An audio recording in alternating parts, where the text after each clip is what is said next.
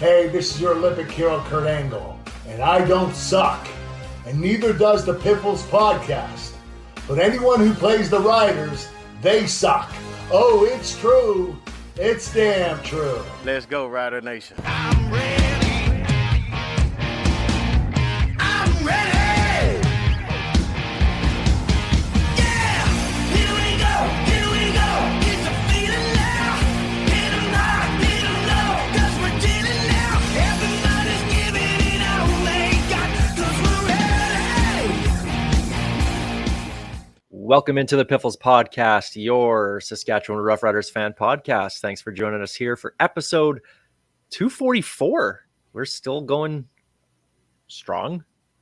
We're still going. And that's all that matters. My name is Alex. I'm Steve. And I'm just glad to be here with ECW original Spike Dudley. Man, am I so happy to be here. Before we started the show, Steve popped up on the screen and Greg made a joke about ECW Spike Dudley. I got it right away. Steve had no idea what was going on. Nope, but I respect it. We had to give him a quick crash course in the land of extreme, but well worth it. Well worth it. Whatever happened to TNN? Remember TNN or Spike Friday nights? Roller Jam, Roller Slam Jam. Ball, and ECW. ECW. They just And brought Slam Ball back. Yeah. Do you know that? Like I did, in the yeah. last year or so. It looks That was the greatest fantastic. thing. Good stuff. Maybe we should do a Slam Ball podcast. Might We see some might wins that way. respect the coaching more. Oh, we're going to be talking plenty of coaching this week here on the Piffles podcast. Welcome everybody listening on your favorite podcast platform. Of course, people watching on YouTube and to SaskTel Max on demand. Thank you very much. Piffles podcast. You can give us a follow on Twitter or X at Piffles Pod. You can give me a follow at RealAlexD. You can find me at Safamud. And as always, I do not need nor want your pity follows at Greg on Sports. And check us out on Facebook, pifflespodcast.com. And of course, Piffles Podcast is brought to you by Dairy Queen on Elphinstone Street and Sask Drive in Regina. Oh boy, we have some thoughts, and we're going to get a lot of stuff off our chest here. Let's get to the opening kickoff.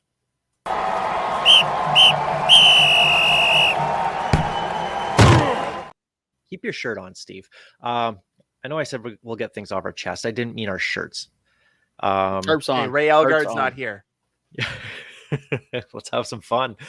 We should see what Ray's up to nowadays. Probably just having a blast in Vegas. All right. Riders lose yet again, kind of to be expected. Not the way we expected, though. 26-19. The record is 6-11 after another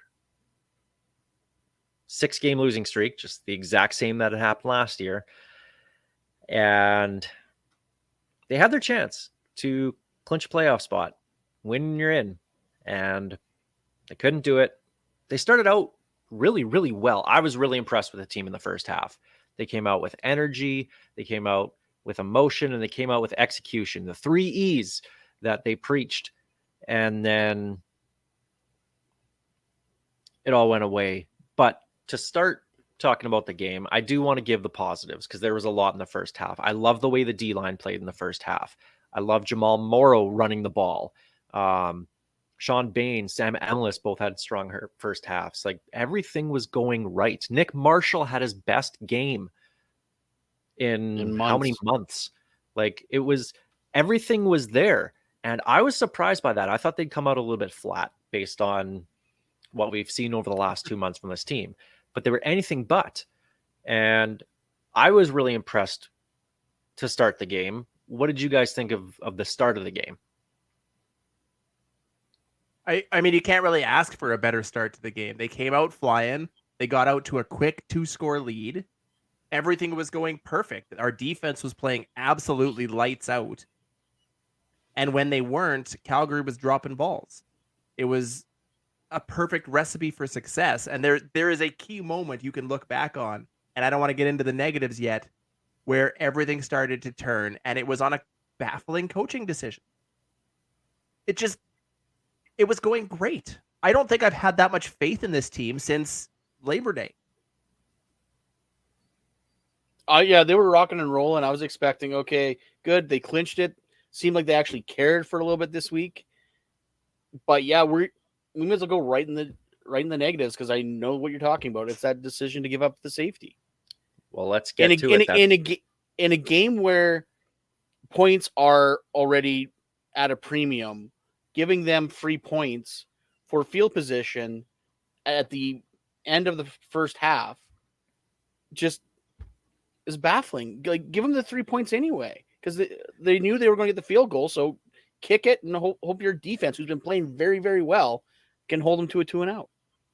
Well, and with the new rules, with where you have to kick off from, you're kicking off from your own 20, or sorry, 25. But either way, a reasonably good return already puts them in field goal range with Rene Paredes, and that was with the wind. So to give up the safety, just I don't know why. The worst case scenario, you punt it, you probably give up a field goal. And it was so deflating to the team. And Craig Dickinson in his post-game talked about it. He said, it was a tough call for me at that point. I felt like they were going to take the ball. I didn't think that they'd make us kick off. So that part of it, and the wind was really blowing at the time, like really blowing, end quote. He didn't think they'd make him kick off with a blowing wind in their face. This is a special teams guy too. You would think he would have that part figured out. This just game really highlighted the difference between the two Dickinson brothers and their coaching. Dave, before going into half, basically said his team was unprofessional and they need to get better. If that was Craig, he probably would have said, well, they're going to try hard. I love them. We're doing our best.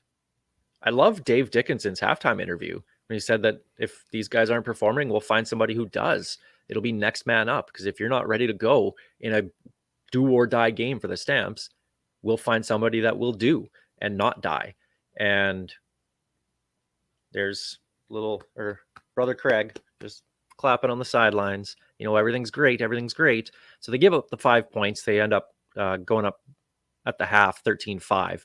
But that 5 points was it was deflating, and it really sucked the wind out of the team. And they were being aggressive. We were back to aggressive Coach Dickey, which was great. I loved that at the beginning of the year. We haven't really seen it much lately. And I thought, okay, this is good. This is where, they're getting back to what made them successful earlier in the season. And even the drive to start the second half, they took 6 minutes off the clock. They only got a field goal, but they got a field goal.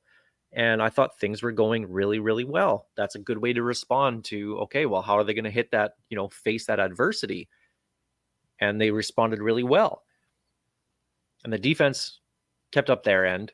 It was the fumble by Mario Alford, who had an absolutely brutal game. I don't know what he was doing pregame, how much popcorn he was eating.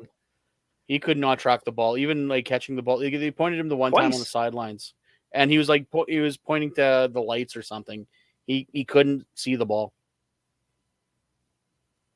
And then fumbling it away, giving the Stamps the ball on the 15-yard line, gifting them a touchdown, and then pick 6 from Cameron Judge on an absolutely brutal throw by Jake Dolegala. We're going to talk about Jake in a little bit. But it was just, everything just stumbled for the Riders, and it looked like, okay, here we go again.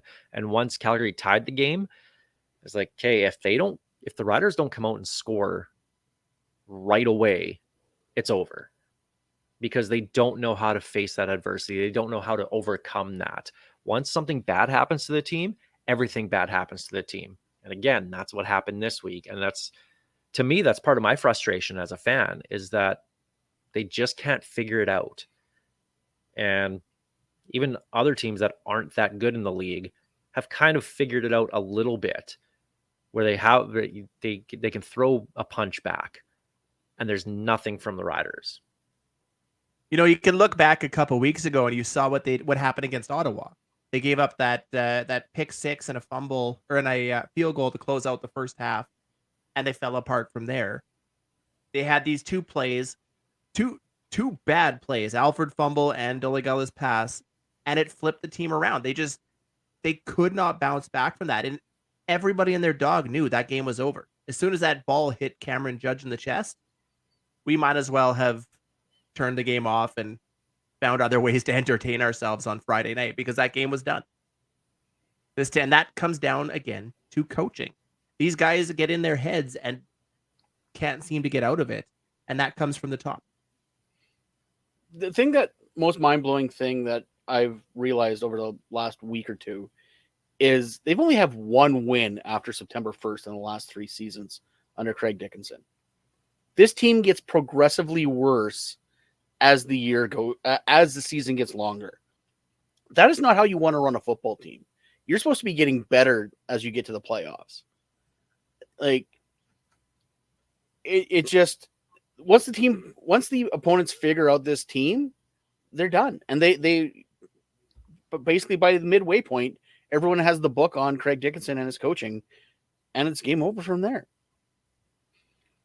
What did you guys think of the onside punt from Calgary's 34, which would have been a 41-yard field goal? Instead, they do an onside punt. Now, granted, that was against the wind, but a couple minutes prior to that, Ryan Meskel subbing in for Brett Lothar, who had a hell of a game. He was drilling those kicks. Very good game from Meskel. So it's nice to know that we have a kicking game without Lothar. He just made a field goal from 39 a couple minutes prior, and now you're not letting him try from 41? Again, a baffling coaching decision to be. It almost worked out because Tevin Jones almost got the ball, but they still had another guy within the 5-yard, no yards halo. So there was the penalty on that. So instead of pinning them deep, they ended up getting the ball at the 20-yard line. So it was a 14-yard net, which at that point you might as well have just gone for it on 3rd and 4th. So I don't know. What did you guys think of the onside punt? Was it a good call? Was risky good there? No. I hate that call. I think that was it told you that he has no faith in the guy who went 4 for 4 and did everything asked of him and then some. If that guy can't kick a 41-yard field goal into a wind, that's a concern. You need somebody with a leg there. And he showed he could do it with a kick 2-3 minutes before. I don't get it. I, again, have faith in your defense. They hadn't really let you down much all game. If you miss, make sure you get the return guy and your defense will pin him. But why not take the points, or at least try to take the points? I think you should have took the points, but at the same time, I think that's where he should use his challenge, because I really don't think that guy was within the 5-yard halo. He was within. But better than the other challenge that he obvious. burnt it on. And that's coming up too. We'll talk about that. Like that one was, you had a better chance of getting that one than when he actually ended up using it on. Like it's just, I don't know. He needs to be gone. He needs to be gone like 8 weeks ago, and here we are again. One more game, guys. One more game. The defense, fantastic. I'm not sure why Micah Tights is covering receivers, why he's dropping so far back. I don't know what Jason Shivers is thinking. He was the one that was covering, I forget who it was, the guy who scored Calgary's touchdown. That was Tights' guy. And too many times this year, I've seen Micah Tights get absolutely just beat dirty by a receiver. In a game where the defense was very good, they really only gave up a couple plays. Micah Tights there on that touchdown, and also that big long bomb to Luther Hakanavanu. Other than that, the defense was fantastic. And That was the best game we've seen that defense play in a long, long time. The first time they didn't Labor give Day? up 35 points. Even before that, like we're going back to beginning of August against No. Ottawa was the last time that they didn't have a bad game, really. And it's just, I don't know. Like, I don't know what the answer is anymore with this team. It seems so easy to just say they need to play better, which everybody knows they do. Craig Dickinson's saying it. How can that defense play any better than they did? They were gifted 2 touchdowns, and they're only 2 touchdowns that the Stamps got. And it's just, I've started to just lose words for how this team loses games now. I don't Team know. play bad. Me speak English good.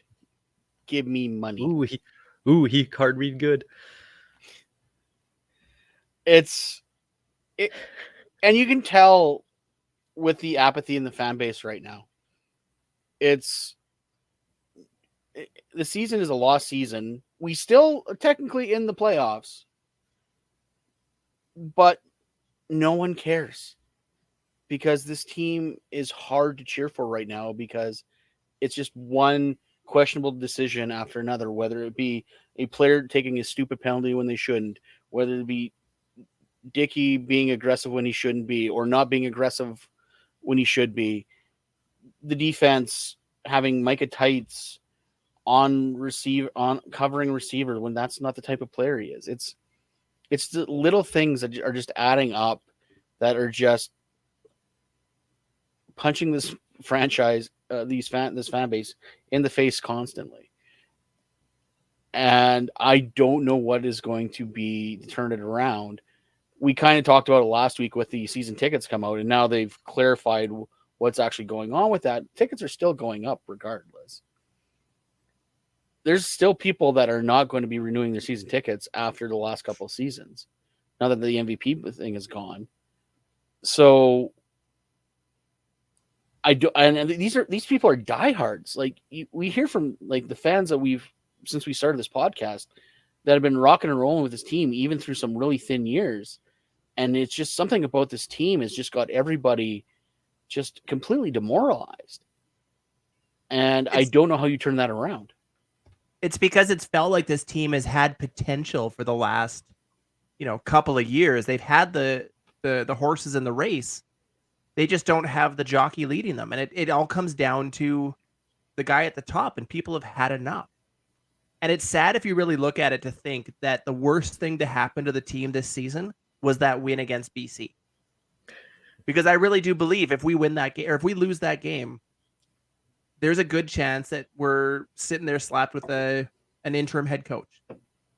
There was just that sense that he was on his last ropes, and the team balled out for those 2 weeks. And then we gave him the game ball. Since. J.O. gave him a game ball. Yep. And it's been nothing ever since. And it's just heartbreaking to think what all we needed was one win in the last 2 months, and we could be looking ahead to the playoffs right now. And instead, there's a legitimate chance that the once 4-11 Calgary Stampeders are going to make the playoffs because that team cannot miss the damn playoffs. We danced on their grave a few weeks too early. And I'm still going to keep dancing on it because they're finishing under 500. No regrets.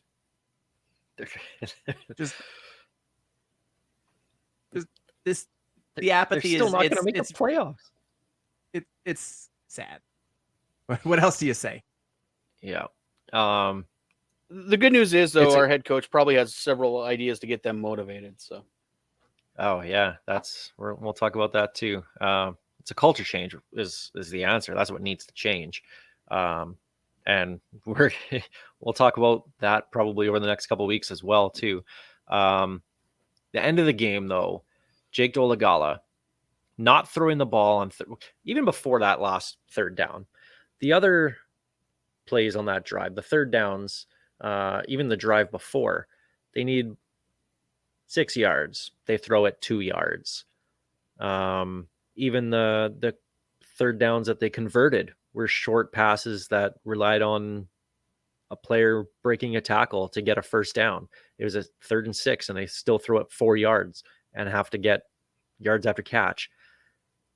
Kelly Jeffrey, I don't know, is this a Kelly Jeffrey thing, him calling these designs? Is it Jake Dolegala just not reading a defense properly? Because we've seen that plenty lately, where he locks into a receiver and can't make a second read. What's the issue there? I mean, we Dust it saw off the this Marcel team was Bell successful. playbook.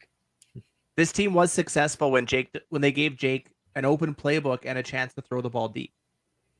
And then for some reason got away from it and forced him into this game management style offense. And it doesn't feel like he's that kind of guy. He's not Trevor Harris. He's not the guy that's going to march you up and down the field. But you let him uncork a few, and he's got playmakers to make it happen. Those playmakers don't have a chance on a 3-yard out. It's just, it has to be Kelly Jeffrey. They've clearly forced this style of game on this offense, despite it not working, and it clearly not working for the better part of 2 months. Some of this team's best plays this year were balls that all the fans were going, "Oh no!" And he threw up, and like Emlis stealing it, or Bain like basically playing pinball and taking it to the house. Yep. Like some of the team's best plays are just Dolegala throwing it up and praying one of his playmakers comes down with it. And that right there did not happen on the final offensive play. 3rd down, and you take a sack. That's just so brutal from a quarterback.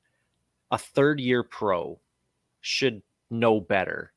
A 1st-year pro should know better. In that situation, even if you're getting sacked, if you're going down, throw the ball up in the air. Maybe you get a pass interference penalty, which you could actually challenge at that point if there was a pass to challenge interference on, which probably should have been a delay of game against the Riders for challenging that, because there was not a pass thrown, therefore pass interference. It would be illegal contact, which you can't challenge now.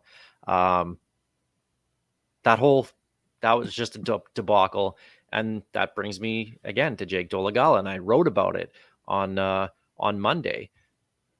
We've seen the regression from Jake Dolegala now since those big games that he was having. Now he's just he can't dink and dunk the offense. That's not his style, but that's what they're forcing him to do, and he can't do it. Everyone was talking about how he's the next guy. Is he? Or is he just another guy? Because I think he has the potential to be that next guy with proper coaching, with a pro-level coach, offensive coordinator, not a very, very average college offensive coordinator, which is what Kelly Jeffrey was.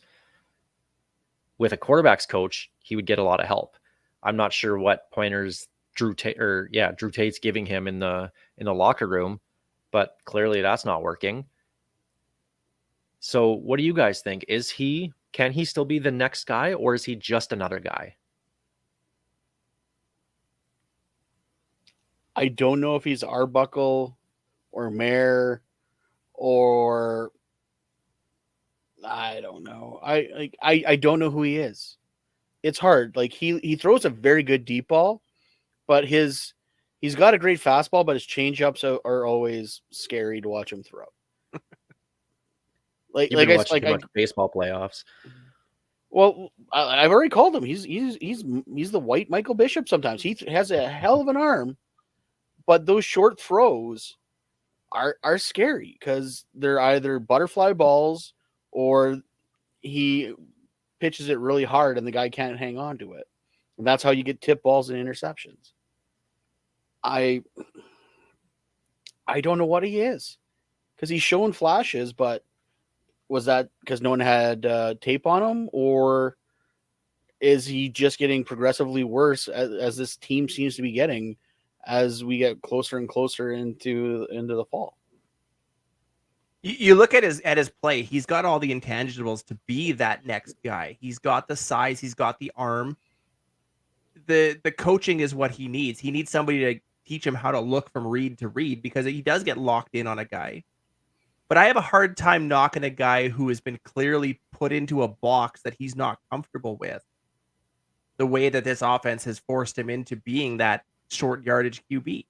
You don't throw a cannon like that and play a short style offense. It's just not going to work. Like Greg said, it's going to force a lot of tips. It's going to be a lot of picks. And it's not his style. I think he's got the potential. I think they need to bring in a proper offensive team behind him. And I'd love to give him another year. You don't throw away a 6'7" quarterback with a cannon for an arm unless you know he is not game ready. And he's shown flashes that he can be. The good news is, though, we still have Trevor Harris under contract.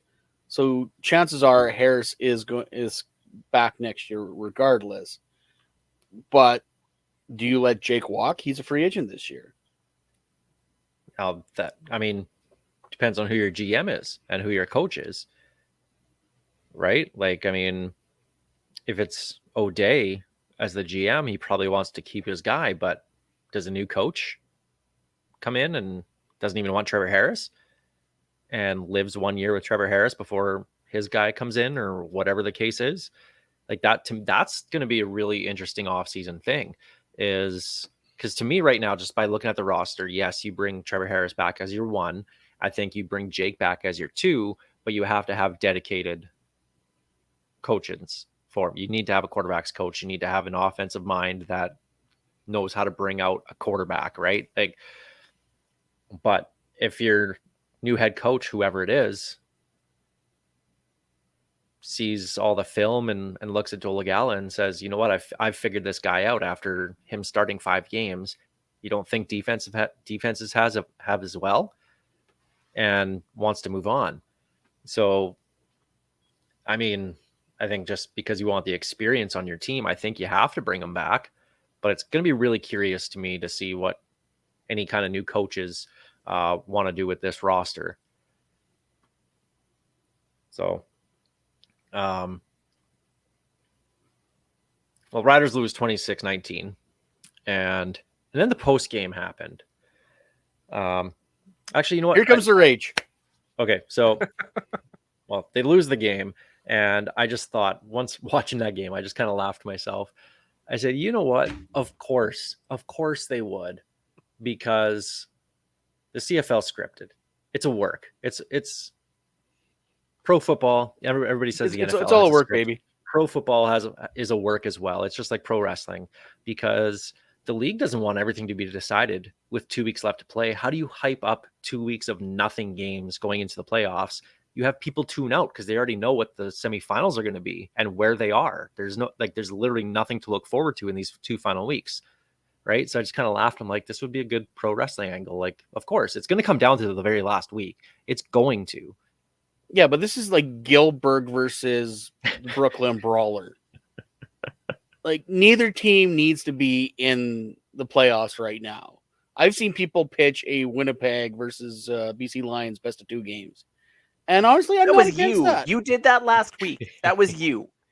You haven't No, seen it wasn't. anybody else do that. It was just you. Actually, no, I go back to the film. I know I didn't suggest that. Many people are saying. Many people are saying. Yeah, just give me 1 game at the end of the year of those 2. Okay, so I made the mistake of waking up on Saturday. Well, it was a good thing I woke up at Saturday morning, but I made the mistake while having my morning coffee, and I saw someone commented about bowling, and I was like, "What?" Yeah, Craig Dickinson said he was going to take the guys bowling. Okay, this came from his post-game comments. So I decided, okay, I had the day off. I'm going to sit down, enjoy my cup of coffee, and I'm going to have a listen to his post-game. And that was 8 minutes of my life that I went from having a very good morning to being irrationally or irrationally, I'm not sure which it is, angry. I don't know. I enjoyed the DMs that Steve and I were getting in our WhatsApp chat. There were some not safe for work words that I was throwing at you guys listening to Craig Dickinson. And these come in order too. And these, like, I have a page of these direct quotes about Craig Dickinson post game and looking forward to this upcoming week. First one. It's going to be a tricky scenario to get them motivated. He should have been fired on the spot for that coming out of his mouth. That is your job as the head coach.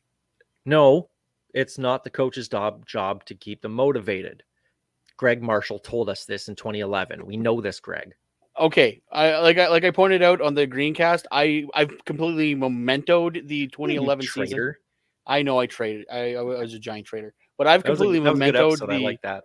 the 2011 season. I do not recall it. There's like tattoos on my back reminding me of it. That's it. I forget that season existed.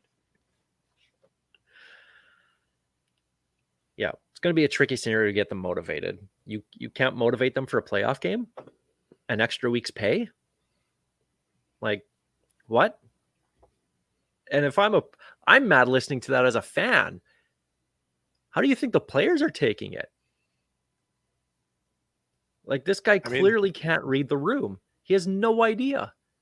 Well, he He's doesn't go in the legit room. calling remember? them out without realizing he's calling them out. Yeah. We're going to focus on enjoying being together another week together. Well, then they have the bye week, obviously, in the last week. They're going to enjoy being together this week. They're going to have fun. Gosh darn it. And they did,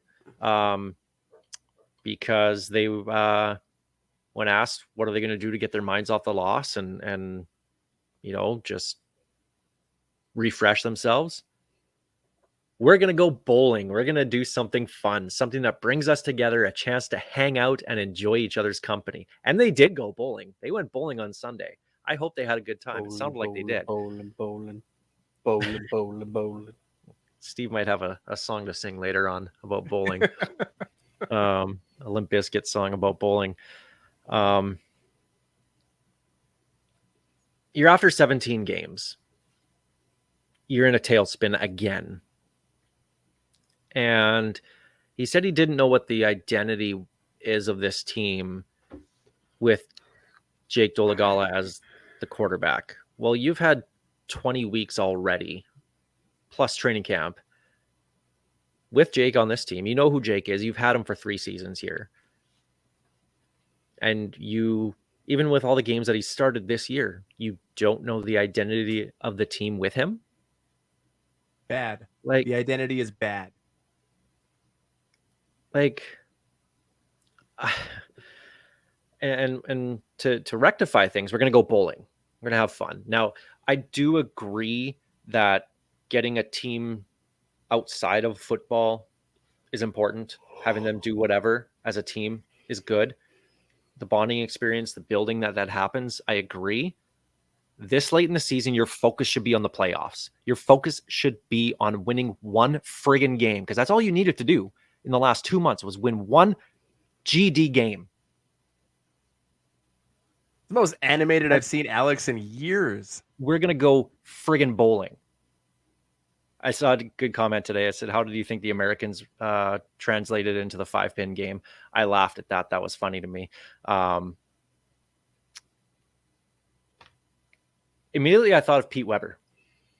For those that don't know, Pete Weber is the greatest bowler of all time. Who do you think you are? I am. I am. My birthday is actually the same as Pete Weber's, so we're like this. We're tight together. Don't so. you have his Does he know autograph that? somewhere? I do have his autograph, actually. Yeah.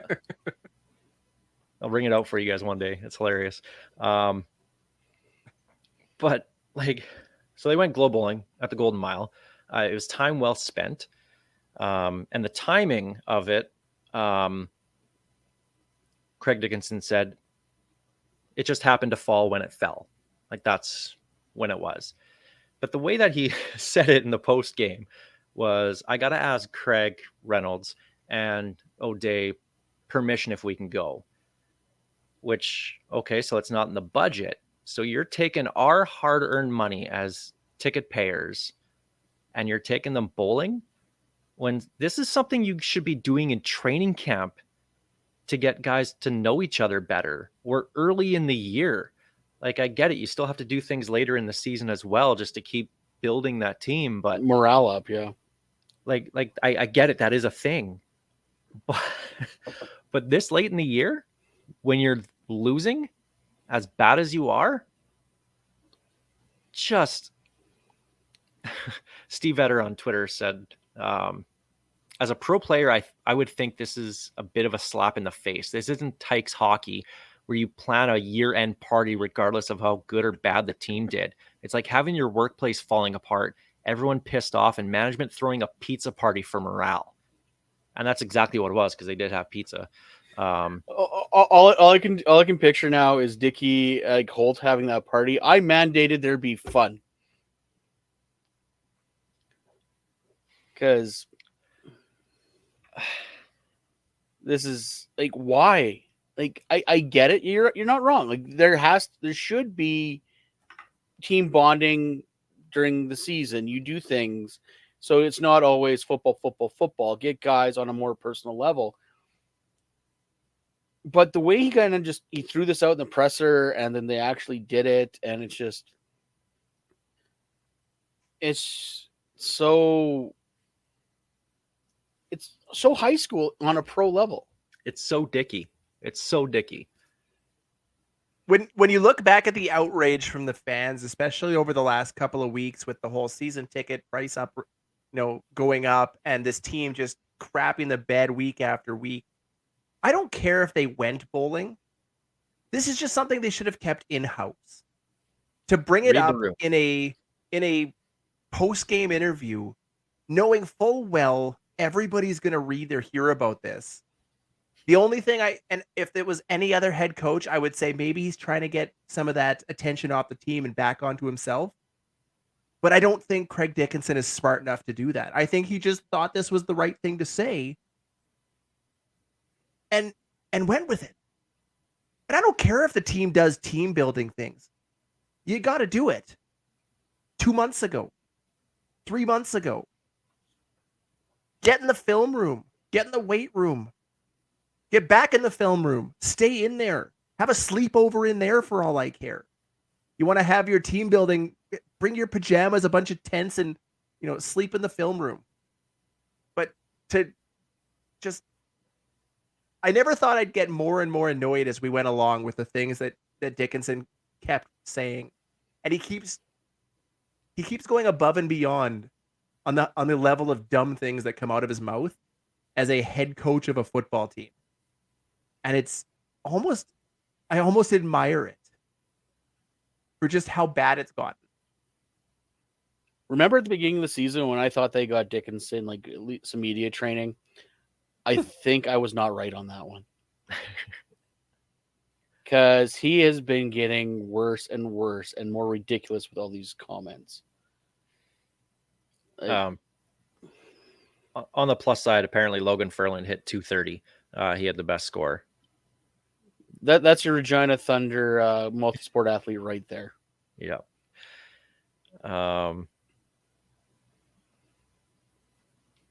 What else did I have that he had? Another good post-game one. I will look at the film closely and ask all the coaches to do the same and promise the players we're going to try to put them in the best possible spots for them to succeed. That's your job, Craig. Literally your job.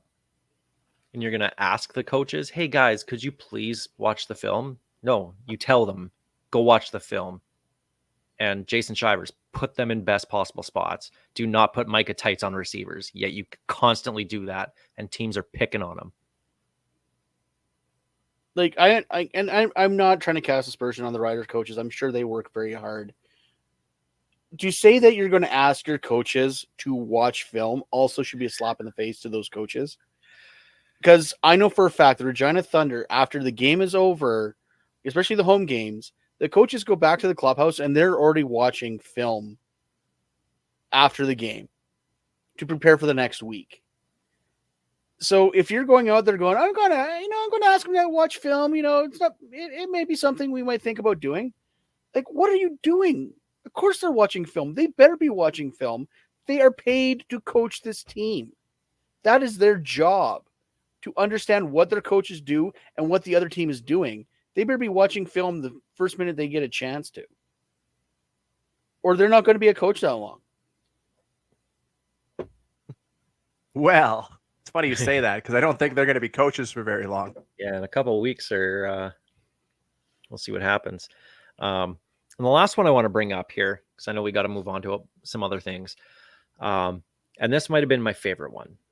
Daryl Davis. And I love Daryl Davis asking Craig Dickinson the question, what's the difference in this team from the beginning of the season to right now? And there was 5 seconds of silence. The silence Dickie, tells you everything. He had to think about it because he did not have an immediate answer. We lost our starting quarterback, so we're still trying to find an identity with Jake. And I think we're still figuring out what that looks like. Okay, well, we've already talked about that. I think we're still trying to figure out what we do best. Okay, well, I'm not sure they really do anything best, but okay. I think teams have done a good job of studying us and making us go to plan B and plan C. And I think at times we've done a good job of that, but at times we haven't. Plan B and plan C are just plan A wearing a hat. That's the only difference because they make no changes. Oh, look, the plans are in a new hat. Yeah, but it has a new hat. Yeah. Steve does not like the Simpsons references here. I do. I like that one. That was a whole lot of word salad that just didn't give any real answer other than other coaches are better than ours. That is the only thing I got from that. Other teams are studying us and they're figuring us out. Well, yeah, it's not difficult. This might be the simplest offense I've ever seen to figure out. If I can call a play ahead of time, you have problems. And to think a defensive coordinator from a professional football team can't do that? This team is so stuck in its way. And that's why if you look, the second half of every game goes horribly for us. Because other teams, and we've harped on this for weeks, other teams make halftime adjustments and the Riders just kind of twiddle their thumbs and go, what we're doing is working. We'll keep at her. It's not even the adjustments. Like I said, look at the difference between Dave and Craig. Like, Dave didn't blow a challenge. He just called a timeout, waiting for the eye in the sky to make the correct call on the field. Brilliant move. I hated it. Yep. I think that's a joke. I think that's a loophole that the CFL needs to close. They already closed Dave's fishing for pass interference. So let's close that loophole too, because that was garbage. I hated every minute. Because he even told him what he was doing. He's like, "Yeah, I'm calling timeout just to wait for them to get the call right." Like, I think once you've called the timeout, you should not be able to benefit from anything from the eye in the sky. If you call that timeout, that's on you. Now, if the Riders were to call a timeout there, I'd be fine with the eye in the sky going, actually, anyways. Maybe I'm also bitter after that injury timeout allowed them to check every block on a punt return. To finish off that quote, it's a long season. The team changes from the first game to the 17th game. I think our team has had its share of turnovers. I wouldn't say we've had more injuries than anyone else, but we're still trying to figure out our identity in some ways. And it's unfortunate because the guys played their tails off. God, the guys just played so hard. I feel like that sort of effort tonight was a winning effort. That was winning effort. You guys losing that game, that was winning effort. We just made a few mistakes at the worst possible times, and they went the other way on us. He's not wrong on that. Like they had every chance to win the game. The defense and they two very bad turnovers cost them the game. He's not wrong on that aspect, but he also didn't put the team in a very good position to win either. Yeah, it's basically it. He's not entirely wrong, but it's because it's his own fault. Mistakes that he makes as a head coach that puts him in tough positions. The mistakes that Jeffries makes that puts them in tough positions. The team actually played relatively well and were probably the better team on the field over the course of that 60-minute game. Scoreboard obviously disagrees, and that's what matters at the end. But I think they were, for the first time in God knows how long, the better team on the field. Calgary was awful. Awful. Calgary's a bad team, They man. were. Calgary is so bad this year, and they still might make the playoffs. No team should be losing to the Calgary Stampeders right now. Like that's the way that the receivers were dropping balls. Like, oh my God. Like, Mayer actually didn't look terrible. If he would have got some help from his receivers, they probably would have scored a couple more times. But they had guys dropping stuff left and right. I think there's 4 in the first half alone, drops from the Calgary receivers. Like, that's, I know they were trying to make the excuse that, well, Reggie Begelton's not there. Yeah, well, Reggie Begelton's not the one dropping balls right now. So that has nothing to do with Reggie Begelton not being there. That has everything to do with their current players sucking. And they still managed to find a way to win. Well, that's the difference between the two teams. They found a way to win. We constantly find ways to lose. Free space on the bingo card. Oh, no. They are. Yeah, I know. Well, look at the bottom 3 teams. How many of their losses or their wins are against us? 2 for Calgary, 1 for Edmonton, 1 for Ottawa. That's 4 of the 14 wins that those teams have. Those New and creative ways to disappoint me. That is what the Riders are right now. They find new ways to absolutely find ways to make me angry. See, but that's just it. I'm not angry. I'm not mad anymore. I'm like that proverbial dad. I'm not mad. I'm just disappointed. And that's where it is now. We expected so much better at the beginning of the season, and to be where they are now, especially when 1 win over the last 2 months would have been enough. They could have fumbled their way into the playoffs. I mean, they still might back their way in the worst possible way. Could you imagine 7 straight losses, a 6-12 football team finding their way into the playoffs and then winning the Grey Cup? Would there be anything more CFL than that? And then Craig Dickinson getting a lifetime extension in Riderville. Stop. No. Steve, don't even joke that into existence, Steve. And Steve, to your comment about being a dad and being disappointed, I can tell you, as a father of a preteen, you can be both. You can be angry and disappointed. Yep. The opening kickoff presented by Kathy Festian of Royal Regina Realty. Royal LePage Regina Realty. You'd think after all these years I'd get that right. Kathy Festian of Royal LePage Regina Realty. Now to the Churchill Brewing Company odds and end zones. And we've been talking about management at the top. We're not going to get to this is a next week discussion during the bye week, but I've finally come around to it, guys. Everybody needs to go. Craig Reynolds, Jeremy O'Day. I was on board with keeping Jeremy O'Day for next year.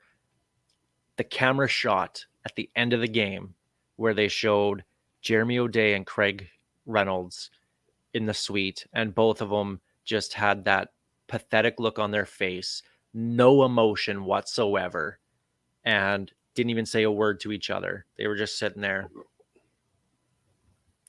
Just like, I would be pissed. I'd be throwing stuff around. I would be screaming. I would be telling him, you're going down to that coach and you're telling him right now to do whatever. And nothing, not 1 ounce of emotion. These guys don't give a crap. And to me, that's the biggest piss off. That's the biggest thing that bugs me the most, is there is no give a crap on this team. And fire them all. Don't bring anyone back. The whole culture needs to change. And I wrote about it. Yeah, Craig Reynolds could still probably do some accounting or something in the boardroom and whatever to help the team make money. He cannot be the face of this franchise anymore. Just cannot be. The board of directors have to push him on that, and he can resign and take a demotion somewhere else with the team. That's fine with me. but he cannot be president and CEO anymore. Jeremy O'Day cannot be GM anymore. Craig Dickinson cannot be head coach anymore. Those guys all need to go. All the coaching staff gone. Get rid of them all. Start fresh. And it's going to take a couple years to build a culture, but the culture here sucks. And it has to change now. I think you're going to get 1 for 3 in your request. I don't see a situation where O'Day and Reynolds are gone. O'Day I think he put enough talent together that a proper coach could have done substantially better than what we're seeing now. But he's the one who wanted this. He wanted this result from this coach. He picked the coach again for this year. Because you can change that every single year if you want to as the GM. I wonder how much of this is what that he was. I wonder how much of that was O'Day and how much of that came from upstairs. Because with that, the coach's salary cap, I have a feeling that they were basically told, you can't do nothing. Wipe your hands. This is what we got for 1 year. And that to me is why, if that's the case, Craig Reynolds should go without question. Because it was clear to everybody that this team needed change last year. And as the richest franchise in the CFL, well, on the field anyways, not so much in the bank account, but they should have been able to make that decision and take the consequences that went with it. Instead, we got saddled with the same team and we expected different. And I don't know why, because it was the same group and largely the same players. And fool me once, shame on you. Fool me twice, shame on me. Right? You go into next year, if this is the same leadership group, even if Dickey's gone and it's still O'Day and Reynolds, I'm going into next season with an entirely different attitude, and it's not going to be the Homer of years gone by. They just have no faith in that group. But I can see why they might stay. I think you're going to be lucky. You aren't getting all 3. You might get 2, but I think you're only going to get 1. I think O'Day gets a second head coach. This team, despite its obvious ticket problems, is still making money. I don't see how they move on. Should O'Day get a second coach? Brendan Taman didn't, and he brought a Grey Cup here. But in fairness, did Brendan Taman have any say over his original coach? Because O'Day had none. O'Day had no choice on who was leading this team after Chris Jones left. Yeah, he got. And then after 2019, you look back to 2019. I don't think there was anybody that was upset at the extensions that went out to Dickinson. We were you had to do it then. A field goal post away from a Grey Cup, right? Yeah. And that team was on the way up. Like I said, the worst thing that ever happened this team was 2019. It was lightning in a bottle, but it was a complete mirage. Yep. We thought we had a franchise quarterback. We thought we had the next good head coach, and we got fool's gold. But I think, and I wasn't a fan of firing Taman. I really wasn't. I thought he was going to get another head coach. I think you need to allow a GM 2 head coaches, because at that point, it's not. You can blame coaching for so long. After 2 coaches, you should be. At that point, it is a personnel issue. So I think O'Day's here. I think he needs help, but it's obviously his scouting, especially Canadian talent, is really good.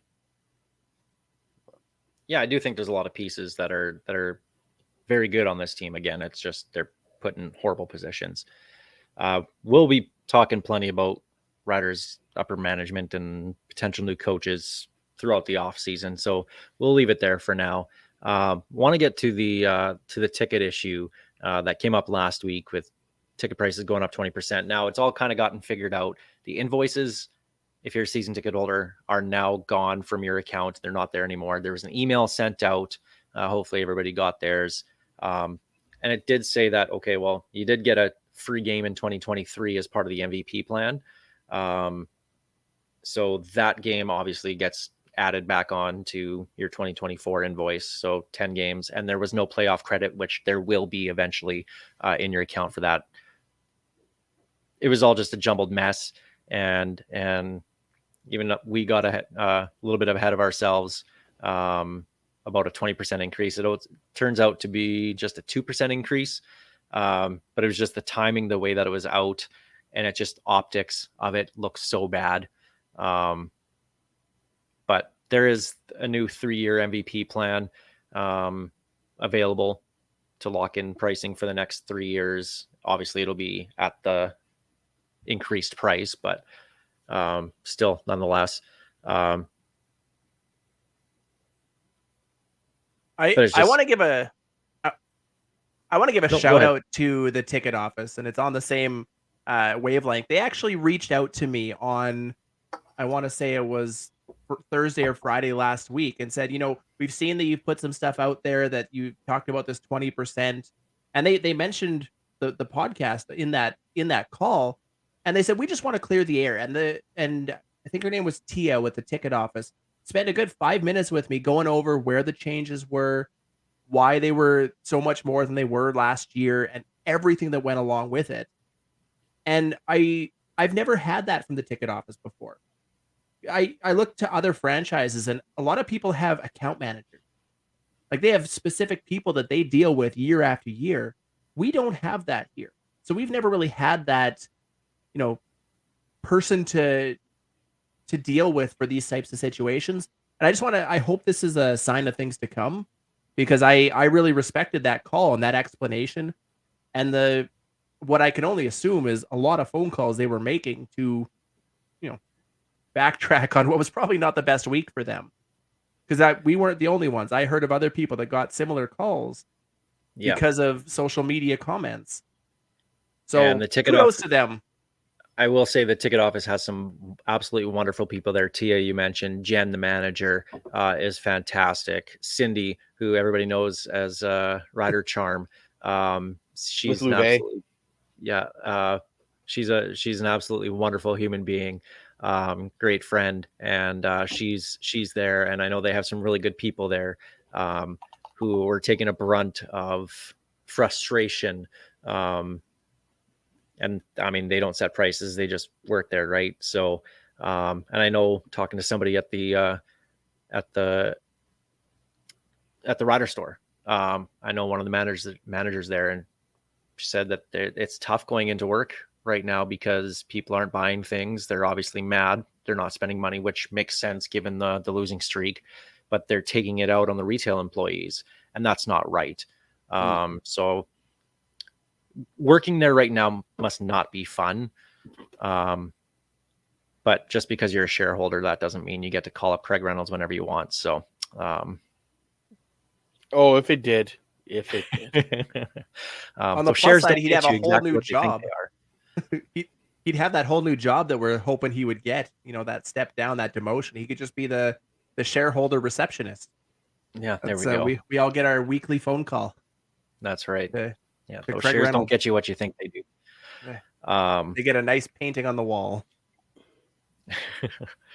But we'll give them, they'll send out invoices again. I think they said by the end of the month, the 24th or 25th, I think they said that they were going to have invoices out, and it'll be completely detailed and everything will be in there. So I think they just let it get out too soon. Somebody hit the wrong button and it went out, and people just happened to notice, and it just snowballed from there. So now that we have, pretty much all the facts here, it doesn't seem so bad. And a 2% increase over 2019, I mean, you can't really be too upset about that.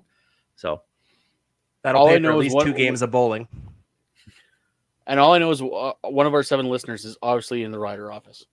Well, and what Steve didn't say was that Tia said, because of our podcast and the reach we have, when Steve, when you told us that, I laughed, because I was like, oh, come on. Like 6 of our listeners, or 3 of them are us.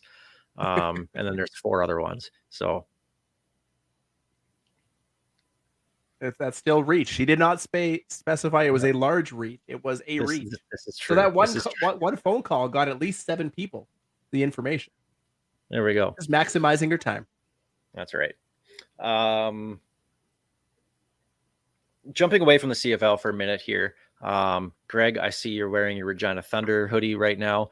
Okay, tense game between the Thunder and Huskies in the too close for comfort. It was Semi-final wow. last week. It was definitely the opposite of the Hilltops and who they beat Laying Calgary. the boots to Calgary, What was it, 52-2 or something like that? 53-2. Oh, jeez. And there wasn't even offensive points. It was a safety.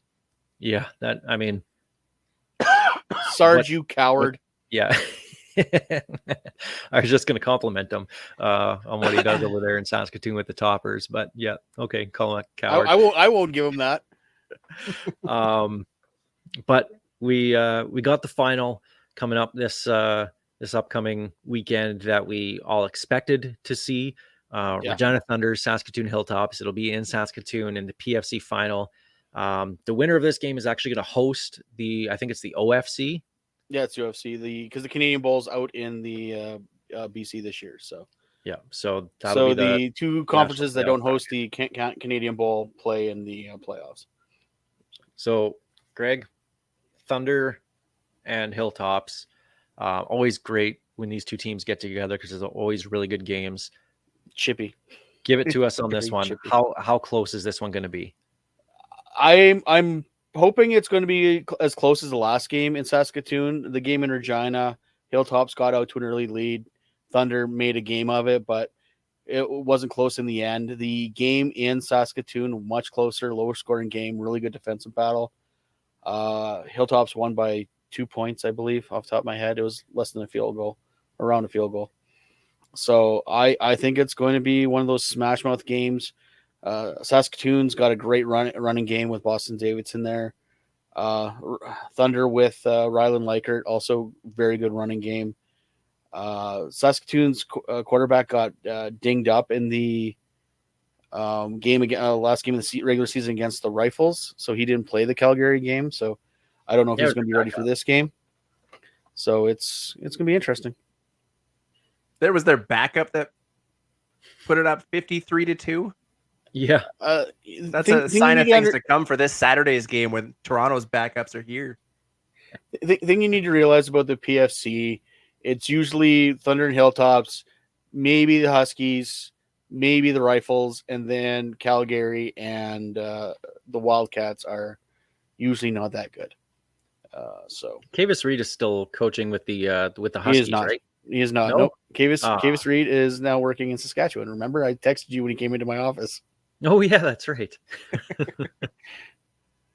I hope I still stand by. I hope he doesn't Google Piffles and his name and me. Me and him email all the time now, and I don't think he hasn't found it yet.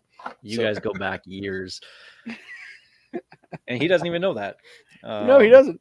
No, but Thunder Hilltops will be another excellent game. I'm looking forward to this. 1:00 in Saskatoon at SMF Field. So formerly known as the Gordie Howe Bowl. If you're in Saskatoon, or if you want to make the trip, should be pretty decent weather too. It's supposed to be nice the whole rest of the week, I think. So should be a beautiful weekend, and it's a decent facility for football.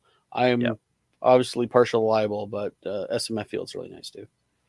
And of course, being here in Regina, we're a little bit more partial to the Regina Thunder, but we'll back whoever wins this in the I won't. Sure, Steve and I will. I don't know. Greg, regardless, I don't. Sorry, I'm anti-Saskatoon until I die. I don't care who they're playing, what team it is, what league it is. May as well I know a few old guys on the board that are exactly like you. Then, so yeah. The only good team in Saskatoon is the listeners aren't too terribly partial. They'll back whoever wins in this game.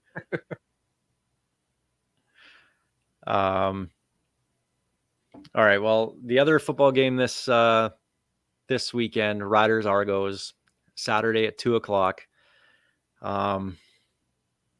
What's your vibe going into this game, Greg? You mentioned that fans are apathetic, don't care. Do you guys care? Like I've kind of stopped. I'll be honest. The last home game against Hamilton, I stopped paying attention. This game against Calgary obviously was a lot closer than the Hamilton game, so I was more engaged in that. But at the same time, it was just like, whatever. I kind of expect them to lose. What are you guys feeling as a fan this week? It's almost over.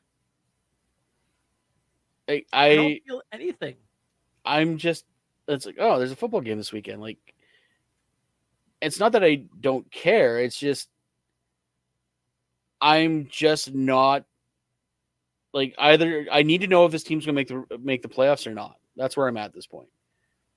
Because if they lose and then Calgary loses, I'm stuck watching a Calgary game next week that I don't want to care about.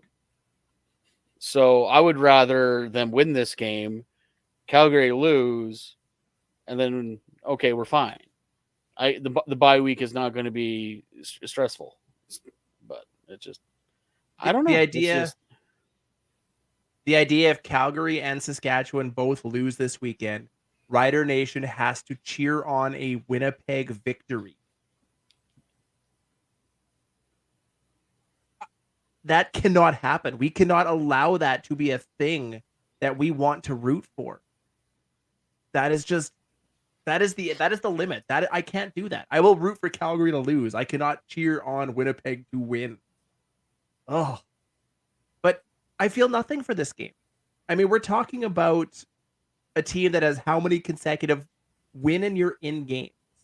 This is another one because I don't see a situation where Calgary beats both BC and Winnipeg, especially when they're playing for their season effectively. And so one win should do it.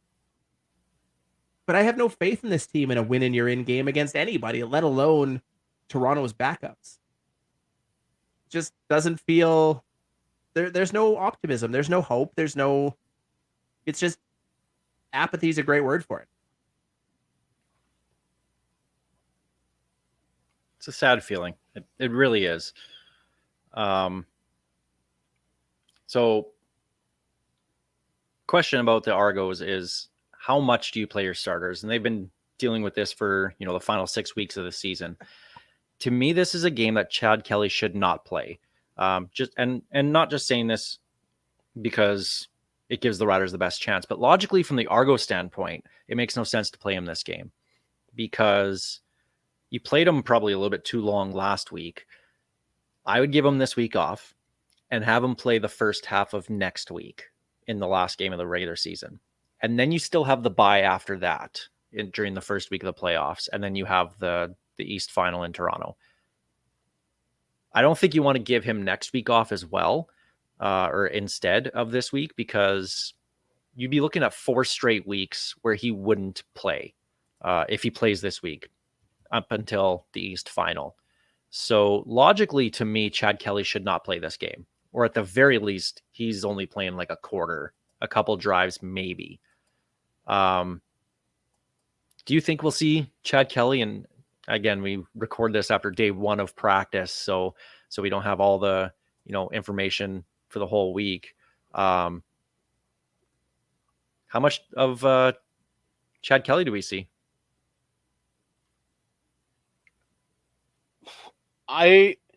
To go back to our previous discussion about Sarge and their quarterback, he was in a game that he had no reason to play. The Hilltops had the game wrapped up against a team that was angry that they're going to miss the playoffs, and they were sent in the house. They were playing for film. They were doing a bunch of stuff to make sure they're on the team next year. And their quarterback took a bad shot to the ribs. Like if I'm Toronto, I am keeping his playing to a minimum.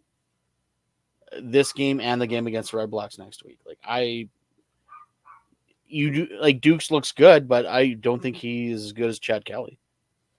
Well, look back to the 2013 Calgary Stampeders. They rested, or they didn't rest people going into the last week of the season, and their D-line got demolished. And that, if I'm Toronto, I don't think they need to stress too much about whoever comes out of the East. They are head and shoulders above every team in that division and then some. I think they need to really take a look at getting guys healthy, keeping them healthy, and preparing for whoever comes out of the bloodbath that will be the Western Final. If I'm Toronto, I'm not playing Kelly at all. Not today. I think he needs a couple of drives. Maybe you throw him in for 2 drives a game just to get that game speed reps that you won't get in practice. Give him a couple of drives, sit him down, and walk away. Because whatever it is, keep him healthy. He's the best chance we've got at avoiding a third Winnipeg Grey Cup in 4 years. And I really don't want to hear more of that dynasty crap. We need that to end. They need to lose another one. So I'm pro Toronto going into the playoffs.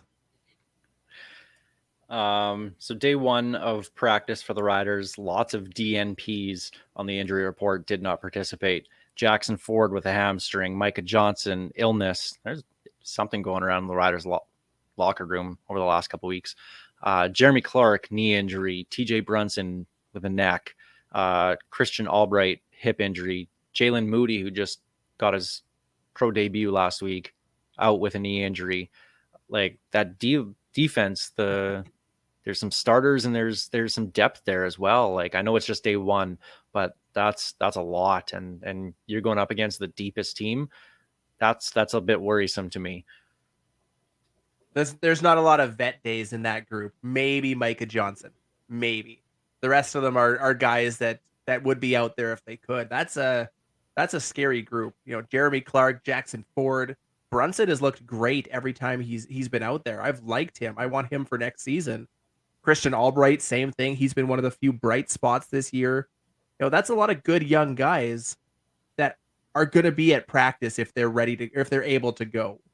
They're not getting vet days. So that's a huge concern. And then, of course, our entire kicking unit is exactly what you want to see as well when our offense can't move the ball. You know, it's not like we need our punter, who should be our most outstanding player this year, which is sad. But yeah, tell me I'm wrong. He's been fantastic all year.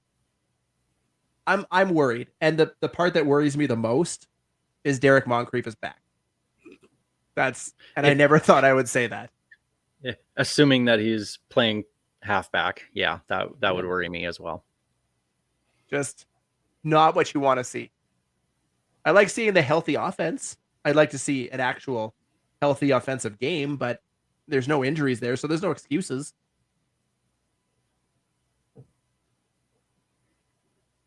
And then, Steve, you mentioned the kicking game. Brett Lothar, illness. Adam Korsak was a non-football, not injury, but just non-football related.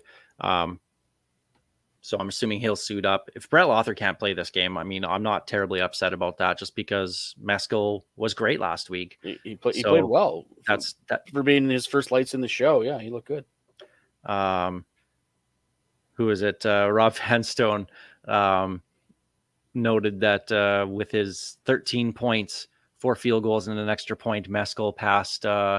He's now the all-time Riders leading scorer for Aussie players, passing Bartel, but Josh Bartel, yeah, who had 8 or 10 points or whatever he had in his Rider career.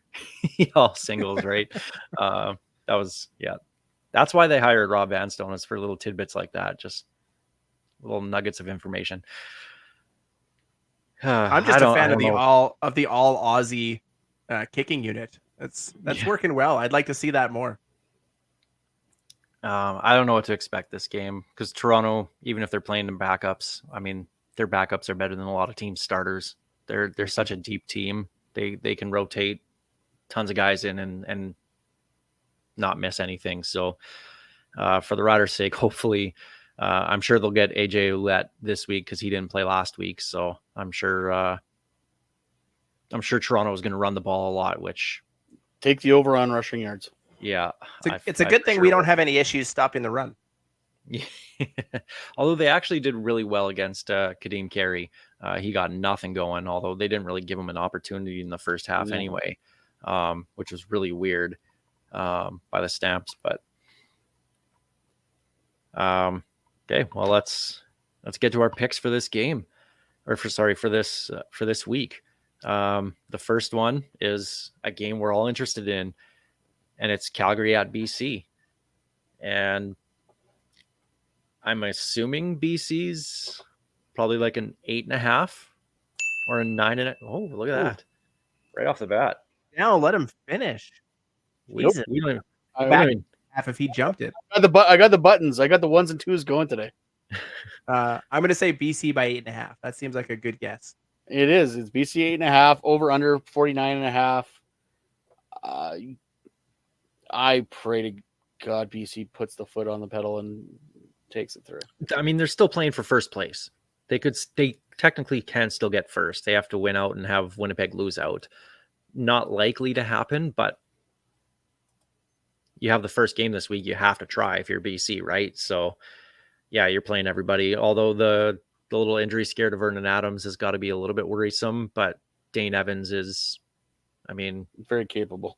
Very, very capable, especially against a crappy Calgary team. So yeah, give me BC to cover and give me the over on that. Most of them for BC. Yeah, give me BC and the points. That's there's a good team doesn't lose to Calgary.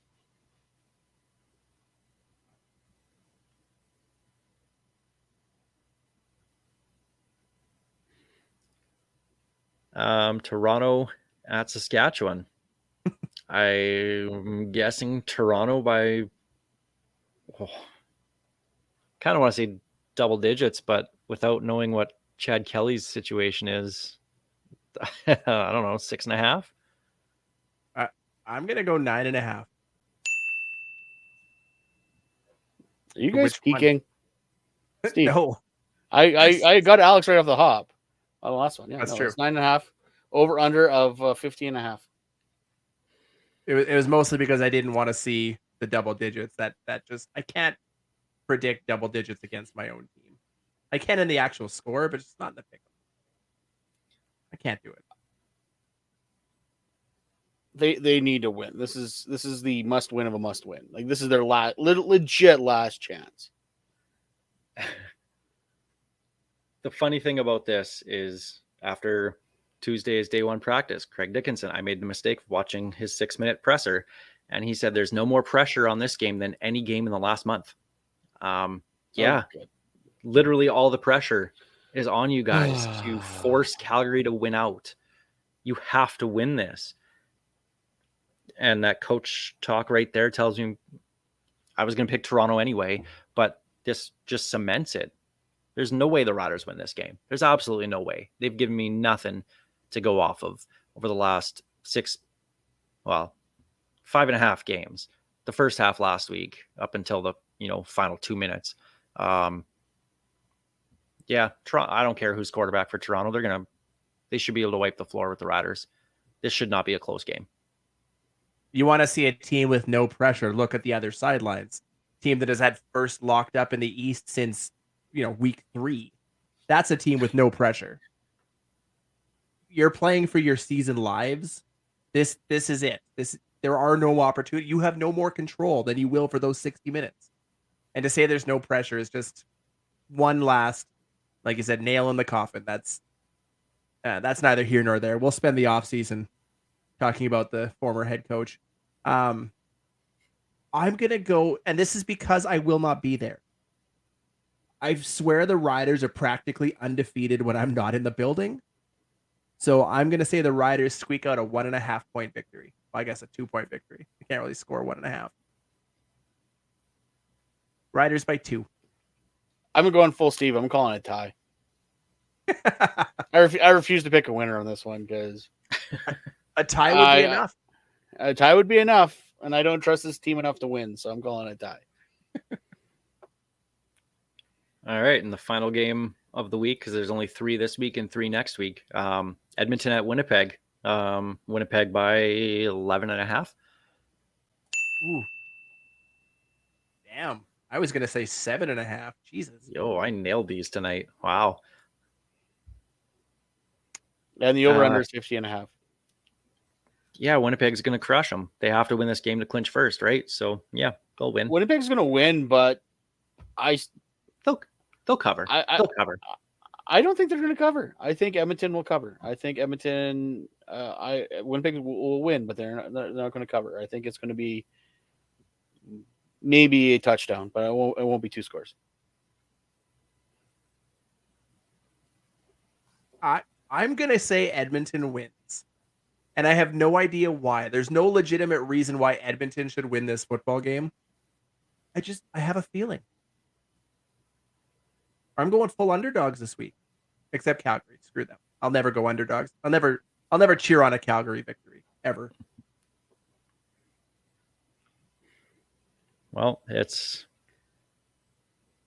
I don't know. The Riders can still make the playoffs by not winning. So, and it's still likely when you look at what Calgary has at BC and then against Winnipeg. Like it's still likely that Winnipeg, even if they play their backups in that final game, still beat the Stamps. If I'm Mike O'Shea, I'm just kneeling the whole game. And they still might beat the Stamps in that game too, just by kneeling the ball. I can picture it. This is just CFL at its absolute dumbest finest is what this season is. Like, it's just, this has been such a wacky year. And the fact that a team can lose 7 straight to end the season and still make the playoffs is a very CFL thing. And the fact that it's still likely to happen just blows my mind. And then go on to win the Grey Cup so we don't have to listen to about the 2011 BC Lions anymore. Yeah. No, that would have only happened if the 0-9 Edmonton Elks somehow squeaked it. The fact that the 0-9 Elks went on a quick winning streak and somehow got themselves back into the playoff contention is peak CFL ridiculousness for me. Possibly finish one game back. This whole season is an absolute gong show. And I can't wait for it to be over so we can watch good teams play in the playoffs. Well, and not the West Semi. Yeah, 5 teams make the playing in the playoffs. You know what? Yeah, everybody in the East looks good. Hamilton looks like they've turned the corner. Montreal looks solid. Toronto is they're all peaking. Toronto. They're all peaking, right? Yeah, except whichever one of us like the terrible into conference. the West Semi. The West has like 3 teams below 500. Hamilton can still get to a 500 here. Like, it's ridiculous. And with the way they started, didn't think that was going to happen. No. Oh. Well, enjoy the game on the weekend. I don't know. I don't know what to expect. I'm excited because I'm sitting with Coach Phil this game. He's coming in from Washington State to come to this game. So I'm looking forward to that. It should be fun. I don't know if I'd barely want to drive across the city. I can't imagine flying in from Washington State for this one. But hey, kudos, man. Kudos. Respect for the travel. Absolutely. Well, that'll do it for us this week here on the Piffles Podcast. Of course, Piffles Podcast is brought to you by our great friends at Dairy Queen on Elphinstone Street and Sass Drive in Regina. Special thanks, as always, to Kathy Festian of Royal LePage Regina Realty and Churchill Brewing Company for their support making the show possible.